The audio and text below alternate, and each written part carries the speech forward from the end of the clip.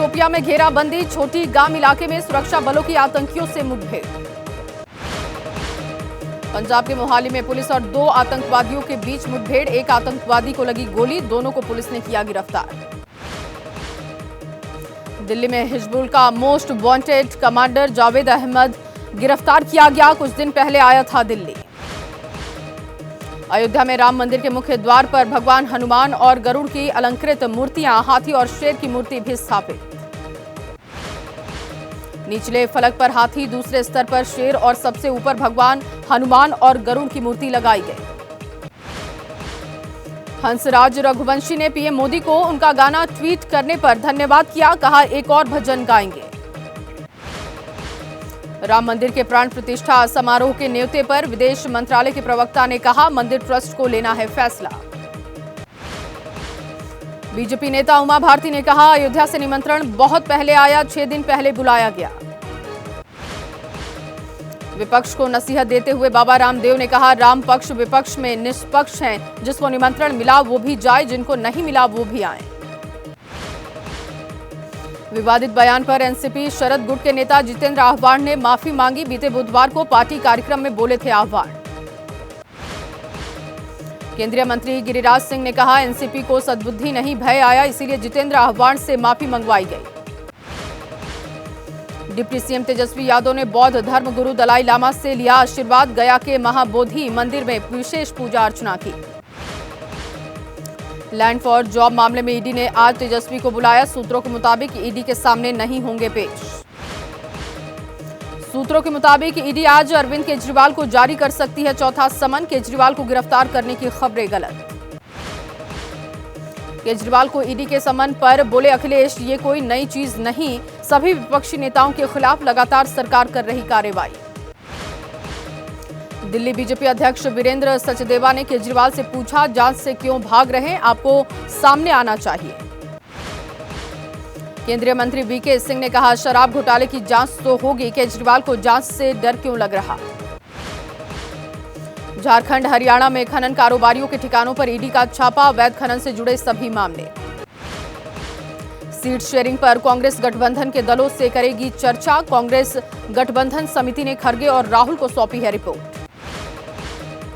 कांग्रेस गठबंधन समिति के अध्यक्ष मुकुल वासनिक ने कहा, जल्द से जल्द होगी दूसरे दलों के साथ बातचीत, हमने अभी सीटों की कोई भी गिनती नहीं की। कांग्रेस नेता मुकुल वासनिक का बयान, कांग्रेस नेतृत्व सीट बंटवारे को सबसे ज्यादा दे रहा प्राथमिकता, इंडिया गठबंधन को स्थापित करना है लक्ष्य। इंडिया गठबंधन में 20 जनवरी तक सीट बंटवारे का काम होगा पूरा, खरगे घटक दलों के साथ करेंगे बातचीत। बीजेपी नेता मुख्तार अब्बास नकवी का इंडिया गठबंधन पर निशाना, कहा आपस में लड़ रहे गठबंधन के नेता अलायंस के नेता का भी नहीं कर पा रहे चुनाव। बीजेपी नेता सुशील कुमार मोदी का दावा, नीतीश कुमार ब्लैकमेल कर बनने जा रहे इंडिया गठबंधन के संयोजक का काम मुंशी का है। नीतीश को इंडिया गठबंधन का संयोजक बनाने पर एनडीए में जाने की भी अटकलें हैं। इस बीच नीतीश से मिले डिप्टी सीएम तेजस्वी। कांग्रेस नेता केसी वेणुगोपाल का बीजेपी पर निशाना, कहा अगर वो कह रहे हैं कि 400 से अधिक सीटें जीतेंगे तो चुनाव की जरूरत क्या। कांग्रेस में लोकसभा चुनाव के लिए घोषणा पत्र पर चर्चा, मसौदा तैयार करने वाली समिति की बृहस्पतिवार को पहली बैठक। कांग्रेस ने राहुल गांधी के नेतृत्व वाली यात्रा का नाम बदलकर भारत जोड़ो न्याय यात्रा रखा, 14 जनवरी से शुरू होगी मणिपुर से मुंबई तक यात्रा। अरुणाचल प्रदेश सहित 15 राज्यों के 100 लोकसभा क्षेत्रों से ये यात्रा गुजरेगी। कांग्रेस महासचिव जयराम रमेश ने कहा, इंडिया गठबंधन के सभी नेताओं को कहीं भी शामिल होने के लिए भेजा जा रहा निमंत्रण। सबसे ज्यादा समय यूपी में रहेगी कांग्रेस की भारत जोड़ो यात्रा, अमेठी, रायबरेली, वाराणसी और प्रयागराज से होकर गुजरेगी। अधीर रंजन चौधरी ने कहा, कांग्रेस को ममता की दया की जरूरत नहीं, ममता जी मोदी जी की सेवा में लगी। बीजेपी नेता अग्निमित्रा पॉल का पलटवार, अगर मोदी जी की सेवा में लगी हैं तो इंडी गठबंधन में ममता बनर्जी को क्यों लिया।